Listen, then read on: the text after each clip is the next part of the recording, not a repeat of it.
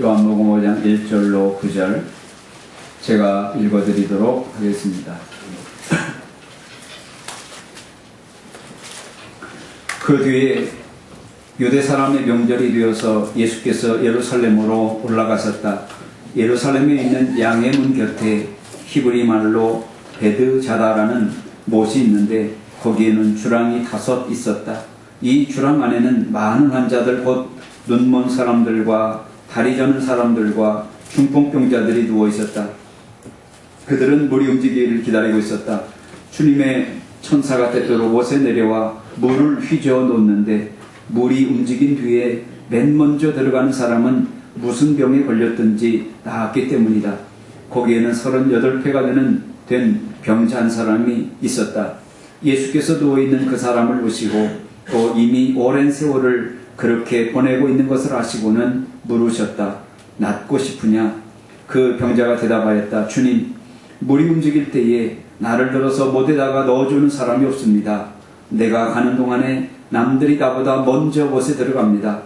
예수께서 그에게 말씀하셨다. 일어나서 네 자리를 걷어가지고 걸어가거라. 그 사람은 곧 나와서 자리를 걷어가지고 걸어갔다. 그날은 안식일이었다. 아멘.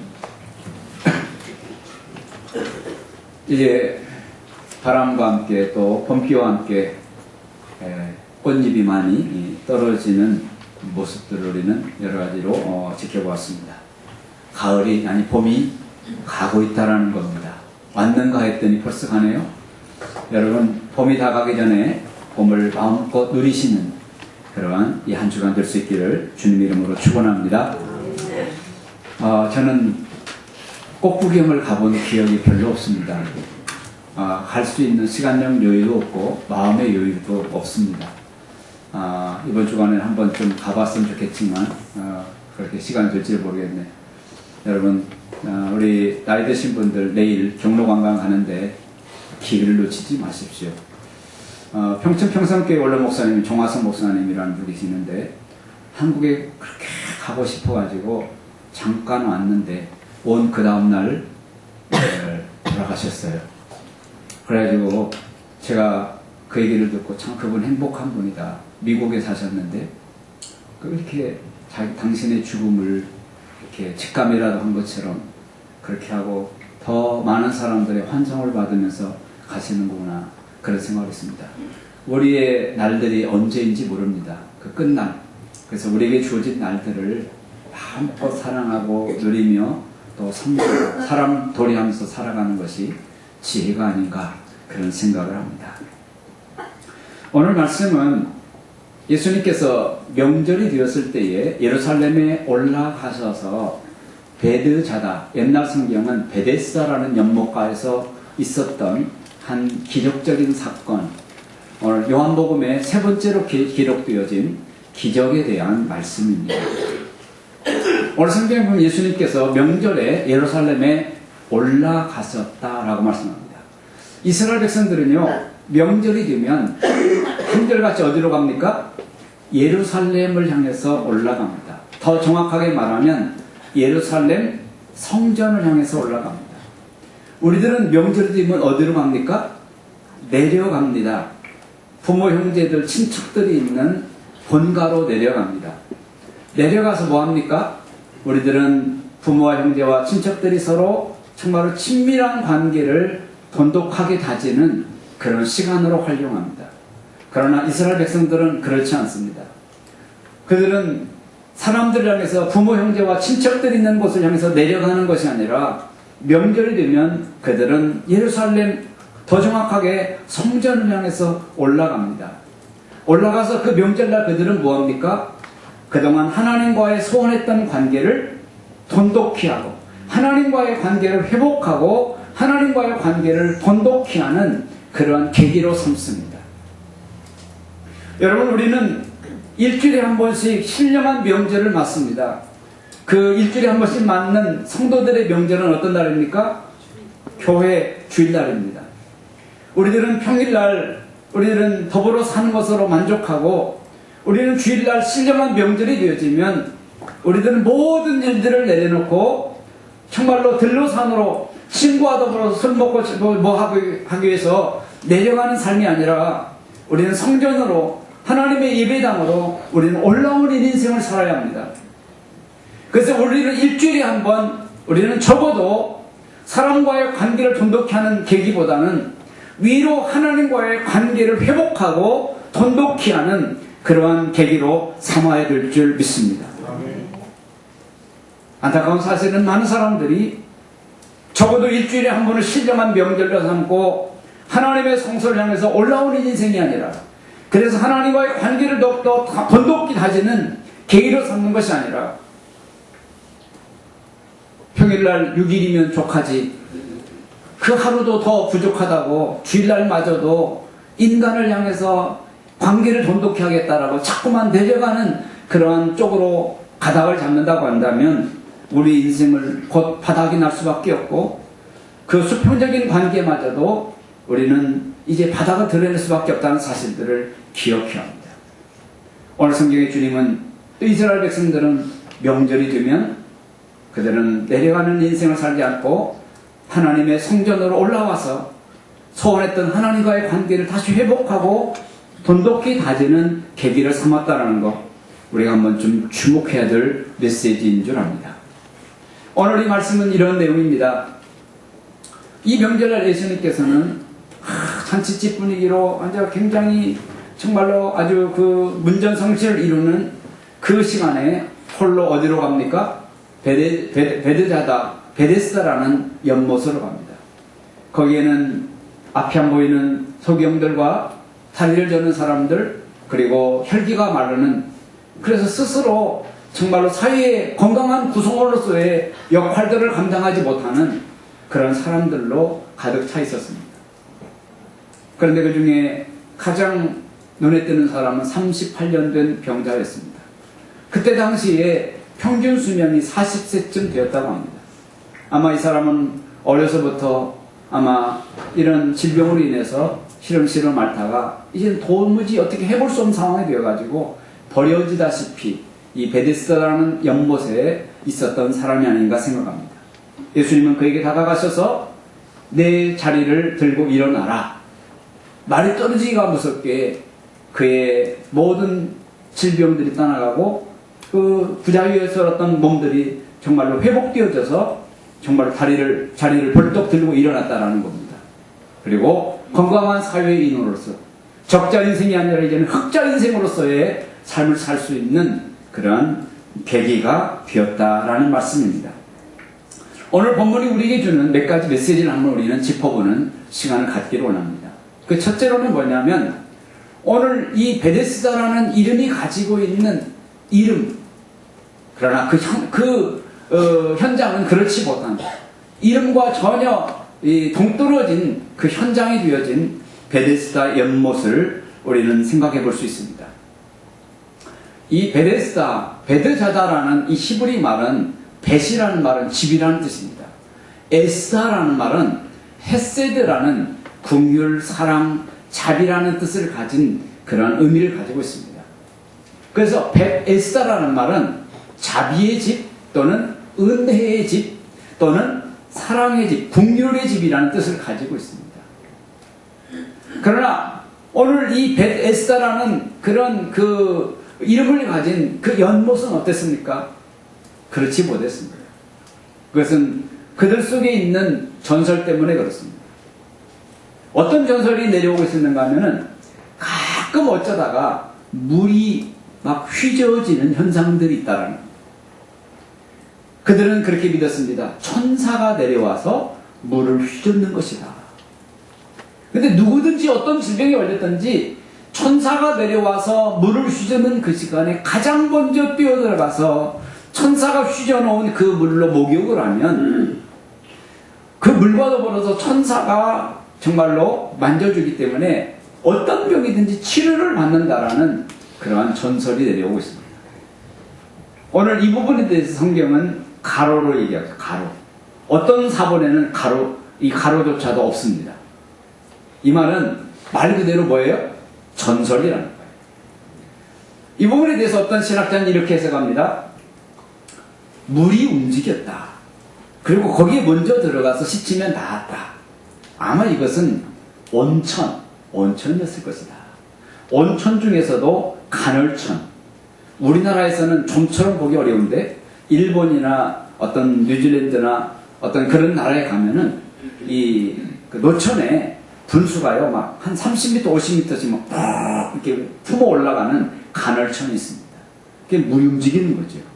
근데 그 주변에는 많은 사람들이 병자들이 와서 그 물로 씻고 치료받는 이런 건데 2000년 전에 이 벳에스다라는 이 지역에 그런 이 온천들이 형성됐을 거라는 거예요. 그래서 사람들이 거기에 어떤 치료받고 온천물이니까 나음을 얻으니까 이제 사람들이 몰려들기 시작하고 그래서 나라에서는 주랑 5개를 거기다가 횡랑시처럼 지어주고 그늘을 만들어 주었다는 겁니다. 그래서 이제 세월이 흐르면서 전설이 되었고 수많은 사람들이 그 전설을 믿고 몰려들었다는 겁니다. 그래서 거기에는 이름이 붙여지기를 벳에스다, 베드다다. 이 말은 은혜의 집, 자비의 집이라는 뜻이에요. 그런데 그 전설대로 물이 움직이는 현상들이 일어나면 그냥 형님 먼저, 아우 먼저 자비를 베풀어주고 은혜를 베풀어주는 그 현장이 되어지는데 그렇지 못한 겁니다.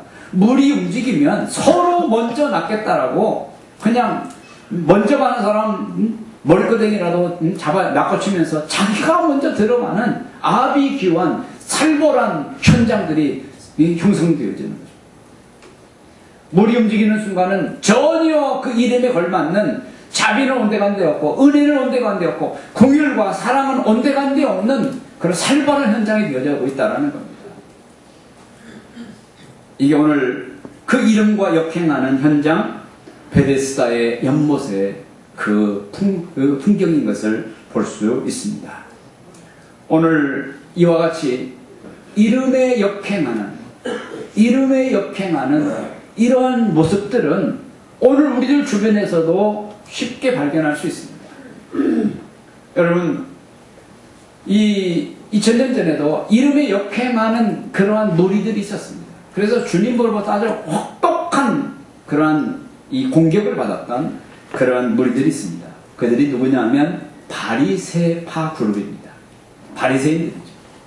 2000년 전에 바리새파들은요 이스라엘을 꽉 잡고 있었던 아주 강력한 파워 있는 그룹이었습니다. 그들 중에는 대제사장, 서기관, 장로, 정말로 나라를 좌지우지하는 그런 실세들이 다 어떤 그룹이었습니까? 바리새파 그룹이었습니다. 이 바리새파라는 말은 언제 생겼는가 하면 예수님이 이 땅에 오시기 한 400년 전에 나라가 자꾸 외적의 침입을 받습니다. 가지고 늘 속국이 되어서 살아가는데 너무나 피폐한 삶들을 살아갑니다. 그 중에 마카비 형제가 있었습니다. 우리가 이렇게 속국이 되어서 안 된다. 우리는 정말로 생명 걸고 나라를 독립시켜서 하나님이 원하는 나라, 하늘나라를 한번 우리가 세워보자. 아주 굉장히 숭고하고 거룩한 뜻을 가지고 봉기를 일으켰습니다. 각고의 노력 끝에 마침내 봉기가 성공하고 독립국가를 세우게 되었습니다. 그런데 처음에는 그들의 의지대로 정말로 아름다운 나라, 하나님의 지배를 받는 나라, 하나님이 통치하는 하나님의 나라를 세워왔는데 세월이 지나면서 사람들의 욕심과 이권들이 작용을 하니까 세속의 속물정치가 나타나기 시작하는 겁니다. 하나님 나라는 이미 온데간데 없고 인간의 속물정치들이 판을 치는 그런 나라가 되었습니다. 그래서 마카비 형제가 외칩니다. 우리가 생명 걸고 나라를 독립시키려고 할 때는 이런 정치, 이런 나라를 꿈꾼 거 아니지 않느냐. 우리 5.16 혁명 동지들이 나라를 다시 한번 혁명을 통해서 나라를 반뜨기하다 세워놓고 우린 다시 군으로 돌아갑시다. 혁명 공약을 걸고 그들은 혁명을 일으켰잖아요. 그런데 그렇지 않으니까 계속 정권을 잡고 휘젓고 있으니까 몇몇 사람들이 말하잖아요. 혁명 공약대로 실천하자. 그러니까 그런 사람들 다 잡아다가 감옥에 집어넣잖아요. 여러분, 마카비 형제가 외칩니다. 그러나 이미 속물정치, 세속정치에 맞설들인 사람들이 저는 척도하지 않습니다. 그래서 어떻게 합니까? 마카베 형제가 결국은 아니다. 이제는 정말 우리가 처음 나라를 되찾고 봉기하고자 했던 처음에 그 목적대로 정말로 나라를 한번 세워보기를 원하는 사람들은 그 그룹에서 나와라. 한번 우리끼리 정말로 하나님 나라를 한번 만들어보자. 그래서 그 세속 정치로부터 분리해가지고 나와서 또 하나의 공동체를 만듭니다. 그래서 분리하다. 세속 정치로부터 분리해서 나온 그 그룹이라 해가지고 지어진 이름이 뭐예요? 그게 바로 바리새라는 말이에요. 여러분 얼마나 신선합니까? 바리새라는 말, 그들이 가졌던 그 뜻이 얼마나 숭고하고 아름답습니까? 우리는 세속 정치로부터 분리해서 정말로 하나님이 원하는 하나님 나라 한번 세워보자. 얼마나 아름답습니까? 그런데 그렇게 해서 바리새파 그룹이 형성됐습니다. 세월이 50년을 흐르고 100년을 흐르고 200년, 300년, 예수님 오실 때 400년쯤 흐르니까 숭고한 처음에 바리새의 의지는 사라지고 똑같이 뭐가 됐어요? 속물정치, 세속정치. 정말로 성전을 좌지우지하고 온갖 잡상인들 다 끌어들여가지고 이권을 챙기고 이런 나라를 만드는 아주 그 주동자들이 된 거예요. 이름과 역행하는 나라를 만드는 거예요. 이거에 대해서 오늘 우리 주님 어떻게 합니까? 아주 강도 높게 너희들은 독사의 자식이다 하면서 페인트 칠한 무덤과 같으니 하면서 신랄하게 공격하고 책망했던 이 내용을 볼 수 있습니다. 오늘 우리들도요, 교회라는 이름 얼마나 숭고한 이름인지 몰라요.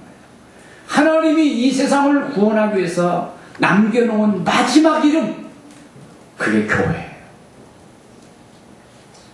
교회 외에는 이 세상, 이 혼탁한 세상을 구원할 다른 이름이 없어요. 교회는 너무나 숭고한 이름이에요. 그러나 오늘 세상의 교회들이 너무 많이 무너져 있어요. 안타깝죠. 성도, 거룩한 물이라는 이름입니다. 성도들이 모이면 정말로 뭔가 거룩한 열매도와 거룩한 역사들이 있어야 맞습니다. 그러나 오늘 성도라는 이름을 가졌지만, 집사라는 이름을 갖고, 권사라는 이름을 갖고, 장로라는 이름을 가졌지만 그 이름값을 못하고 오히려 그 이름에 역행하는 삶들을 살아가는 사람들 때문에 오늘 하나님의 교회가 도매금으로 정말로 패대기치를 당하는 이런 모습들을 봅니다. 뿐만 아니라 하나님의 아들, 하나님의 자녀, 얼마나 소중한 이름입니까? 그런데 오늘 이런 이름과 역행하는 현상들이 오늘 우리들 주변에 많이 있는 것을 봅니다. 여러분, 공지영이라는 소설가가 소설을 통해서 정말 사회에 고발한 도간이라는 사건이 있습니다. 잘 알죠? 여러분, 광주 인화학교, 청각장애인들을 교육시키기 위해서 세웠던 학교가 광주 인화학교입니다. 처음에 그 학교를 세운 사람은요, 기독교 정신에 입학해서 인화라는 이름을 가지고 그 학교를 세운 겁니다. 그런데 그 학교 학생들, 말 못하고 듣지 못하는 그 학생들을 성당에서 온갖 나쁜 짓들을 자행했죠. 천안 인해학교가 있습니다. 여러분, 거기도 장애인들 학교입니다. 그런데 이 제2의 도간의 사건, 성폭행 사건들이 이 천안 인해학교에서 있었습니다. 그 학교의 출발도 기독교 정신으로 출발된 학교입니다. 그런데 어느 순간에부터인가 정말로 기독교 정신으로 세워졌던 그 정신은 온데간데였고 정말 인간들이 주무르고 다스리는, 인간들이 주인이 되어지는 그런 학교로 변질되기 시작한 겁니다. 그 순간부터 그 학교에는 이제는 어두운 현상들이 이제 몰려들기 시작하는 거예요.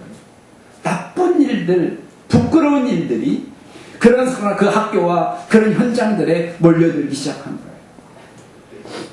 여러분, 왜 그런 어두운 일들이 몰려드는 겁니까? 그래서 지금 엄청난 사회의 지탄이 되는 그러한 공동체로 변질된 것입니까? 그 이유는 빛이 주신, 빛으로 오신 예수 그리스도 그분과 관계없는 것이 되었기 때문에 그렇습니다. 오늘 이 베드자다라는 이 연못, 자비의 집, 은혜의 집이 더 이상 정말로 은혜의 집이 되지 못하고 자비의 집이 되지 못한 이유가 어디 있습니까? 빛을 주신 주님과 상관없는 그런 곳이 되었기 때문에 그렇습니다. 오늘 우리는 우리들의 가정, 우리 부부의 관계, 얼마나 숭고하고 얼마나 아름답고 얼마나 소중한 관계입니까? 우리는 인해학교, 인화학교 그런 얘기를 떠올리지 말고 우리 조금 더 범위를 축소시켜서 우리의 가정, 얼마나 숭고한 그러한 공동체입니까? 부부의 관계, 정말로 팥뿌리가 되도록 이 사람 변치 만자고 하면서 약속한 언약의 관계잖아요. 얼마나 숭고한 관계입니까? 근데 왜 이런 이 숭고한 관계 속에 어둠의 현상들이 들어옵니까? 미워하고 반목하고 질시하고 왜 이런 어둠들이 우리 안에 찾아오는 겁니까? 그 이유는 빛이 되신 주님과 거리감이 있는 삶을 살기 때문입니다. 우리 27년 전에 이 안양은광교회를 처음 시작할 때에 이제 설립 예배를 드리게 되었습니다. 그때에 이제 설립 예배 드리기 위해서 설교하시는 목사님도 초청하고 그 다음에 축사하는 목사님 초청했어요. 그때 한 광명에 있는 서목사님이라는 분을 축사자로 모셨어요. 그분이 우리 교회 이름을 은광교회로 지었다라는 말을 들으시고 이렇게 축사를 했어요. 아, 그 이름 좋구만. 은혜의 빛이라는 뜻이에요. 은광교회. 그때 우리가 교회를 개척해놓고 어떤 이름을 지을까? 그래서 공모를 했어요. 가지고 한 5개 이름을 쫙 나열해 놓고 거기다가 손두장 하나씩 찍으라고 그랬어요. 그랬더니 거기서 선택된 이름이 은광교회예요. 그래서 이름이 거칠지 않고 어떤 교회는 불꽃교회 또 아주 어떤 교회들은 아주 굉장히 그 교회 이름 자체가 굉장히 강렬해요. 그래서 불꽃이 안 일어나면 어떻게 하지? 이런 염려도 되고. 근데 우리 교회는 아무튼 은혜의 빛이에요. 그래서 이런 이름을 지었는데 그 이름을 지었다는 얘기를 듣고 얘 참 이름을 잘 지었다는 거예요. 그러면서 이제 축사를 하는데 예를 드는 거예요. 어떤 사람이 지하실 깜깜한 곳에 이제 살림을 차렸다는 거예요. 그래서 너무나 깜깜해가지고 이 어둠을 물리치기 위해서 이 사람은 아주 허리띠에 허리띠를 단단히 조여매고 이제 쓸고 닦고 하는 그런 청소를 열심히 했다라는 거예요. 청소를 열심히 했는데 아무리 열심히 해도 이 어둠이 가시지를 않더라는 거예요. 왜 어둠이 가시지 않지? 가지고 이제 이 사람은 두 번째 방법을 선택했습니다.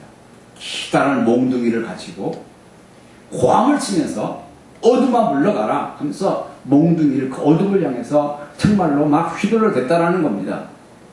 그러나 아무리 고함을 치고 이 몽둥이를 휘둘러 대도 어둠은 가시지 않더라는 거예요. 그래서 고민 끝에 이 사람은 세 번째로 선택한 방법이 불이라는 이 빛을 이제 가져오기로 작정을 했습니다. 가지고 어둠 한가운데 빛을 밝히기 시작했습니다. 그래서 빛을 점점 더욱더 환하게 밝히면 밝힐수록 어둠은 물러가더라 라는 그 이야기를 하면서 은광교회라는 이름을 지어준 것을 정말로 축하한다. 27년 전에 축사 메시지입니다. 지금도 또렷이 기억합니다. 여러분, 우리는 누구나도 잘하는, 어린아이라도 잘할 수 있는 그러한 이야기입니다. 그러나 우리들의 삶의 현장 속에서 어린아이라도 이해할 수 있는 이 진리를 우리는 놓치고 살 때가 얼마나 많은지 모릅니다. 여러분, 그렇습니다. 오늘 우리 안에 온갖 염려, 근심, 두려움, 미움과 반목과 질시, 그리고 엉큼하고 악한 생각들, 이런 것들이 우리의 정말로 생각 속에 밀물처럼 잦아들고 우리의 관계 속에, 우리의 공동체 속에, 우리의 어떤 부부의 관계 속에 이런 것들이 찾아올 때 얼마나 많은지 모릅니다. 여러분들 어떤 질병과 같은 것도 그래요. 이런 어두운 현상들이잖아요. 이런 것들이 있을 때 우리들은 이런 것들, 이 어둠의 문제를 해결하기 위해서 약도 처방해보고 별짓을 다 해보지만 내 안에 있는 이 어둠, 우리 공동체 안에 있는 이 어둠, 우리의 부부 사이와 우리 가정 안에 있는 이런 어둠들이 사라지지 않는다는 데 문제가 있어요. 여러분, 이 문제를 어떻게 하면 내 안에 찾아들어온 이 어두움의 문제를 어떻게 하면 해결할 수가 있습니까? 열심히 청소하면 됩니까? 나만 깨끗이 하면 됩니까? 이 문제를 해결하기 위해서 김 박사를 찾아가고 약국을 찾아가고 병원을 찾아간다고 해서 이 어둠의 문제가 궁극적으로 사라지는 겁니까? 오늘 이 베데스다의 연못에 눈먼 자, 다리 저는 자, 또한 혈기 마른 자를 비롯한 그 수많은 그런 어둠 현상들, 그들이 품어내는 수많은 반목과 질시와 원망 현상들, 불평 현상들, 이 어둠의 일들이 왜 생겼느냐라는 거예요. 빛이 없어서.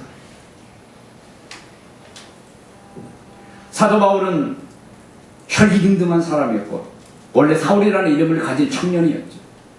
예수 믿는 사람들을 잡아 족치는데 정말 선두에 섰던 사람 아닙니까?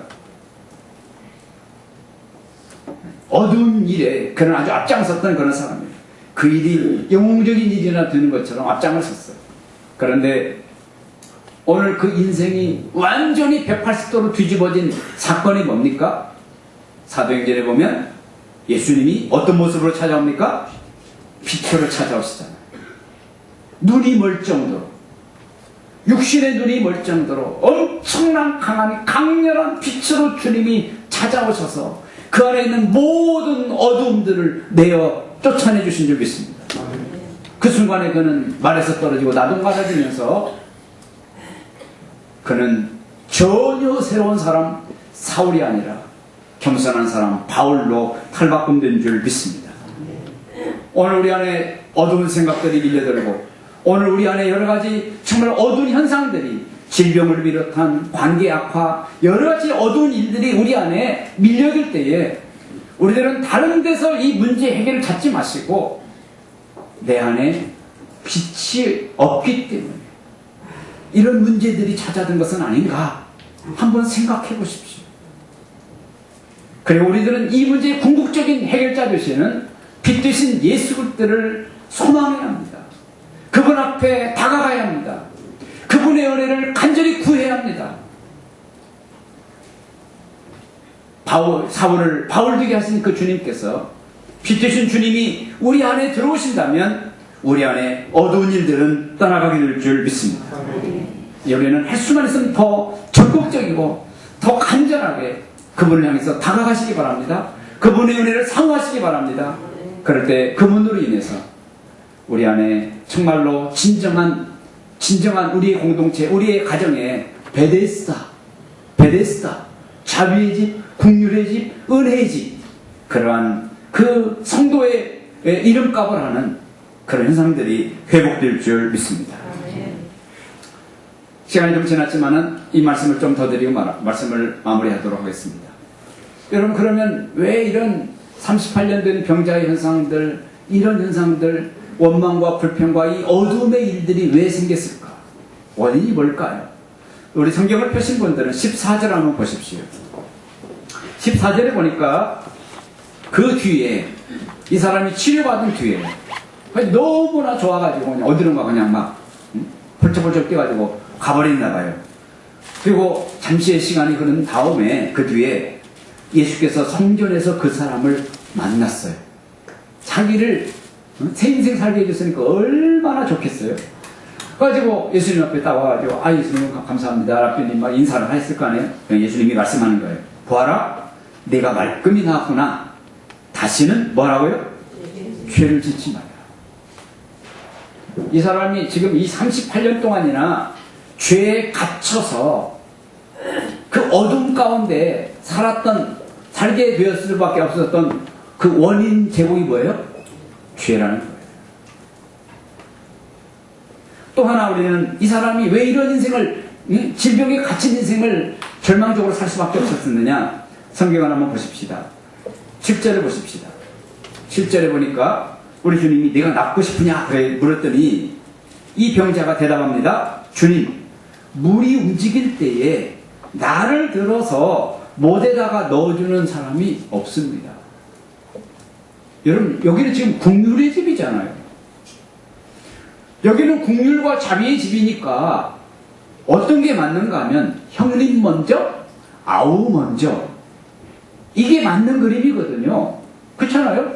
형님 먼저, 아우 먼저. 이게 맞는 그림인데 혹은 그 이름과는 아주 무색할 정도로 물이 움직이면은 막 다른 사람 머리끄댕이라도 잡아제치고 먼저 들어가는 거예요. 살벌한 아비규환의 현장이 되는 거예요. 그래서 이런 현장에 대해서 이 사람은 넉넉고 바라보고 있는 거예요. 못 움직이니까 38년 된 병자는.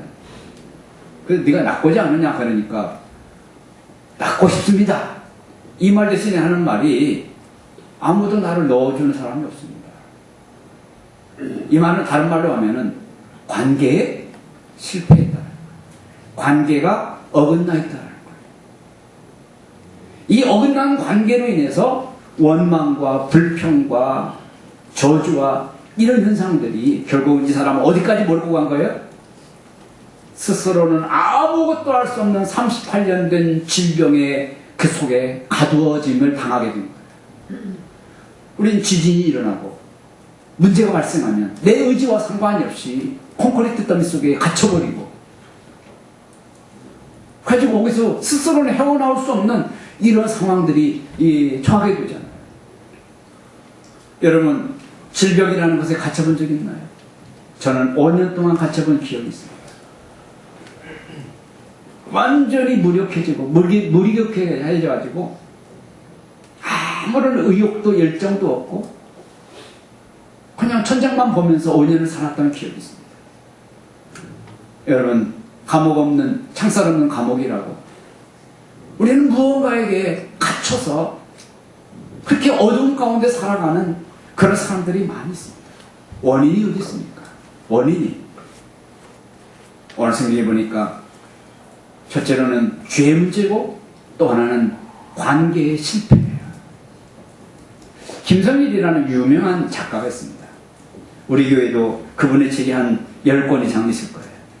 그런데 이분이 이 대기업의 중견 간부로 잘 나가는 분이었습니다. 근데 어느 날 이 사람이 무슨 책을 읽게 되었는가 하면은 이 사르트르라는 무신론자의 책임 있는 자유인이라는 책을 읽게 되었습니다. 이게 무신론자가 쓴 책이니까 책임 있는 자유인이라는 그 책을 읽으면서 원래 어려서부터 예수 믿어온 사람인데 나는 책임 있는 자유인이야 하면서 그때부터 교회를 안 나가고 막 사는 거예요. 나는 책임 있는 자유인이야 하면서 막 술도 먹고 아무튼 그런 삶들을 살았어요. 못된 짓을 하면서 막 사니까 막 아내도 핍박, 교회 못 나가게 하면서 막 아내도 핍박하고 그러니까 180도로 바뀌어진 남편을 바라보면서 이 아내가 이제 스트레스가 쌓이기 시작하고 남편과 관계가 이제 어긋나기 시작하고 그러면서 그것이 세월이 반복되면서 병이 든 거예요. 몸이 안 좋아가지고 병원에 갔더니 암병이 걸리는데 헤어날 수 없는 병에 갇혀버린 거예요. 그래서 이제 죽음만 바라보고 있는 헤어날 수 없는 병에 갇혀져 있는 이 아내를 바라보면서 이 김성일이라는 이 남편이 내 죄 때문에 내 아내가 질병에 갇혀서 이제 죽는 날만을 바라보고 있구나 라는 것을 깨닫는 거예요. 그래서 이 사람이 하나님 앞에 그 사실을 깨닫고 하나님 용서해 주십시오. 내 죄 때문에 내 아내가 관계마저 어그러지고 저렇게 죽을 질병에 갇혀서 죽어가고 있습니다. 하면서 용서해달라고. 내 아내 살려달라면, 살려주시면 내가 정말로 주님을 위해서 일하겠습니다.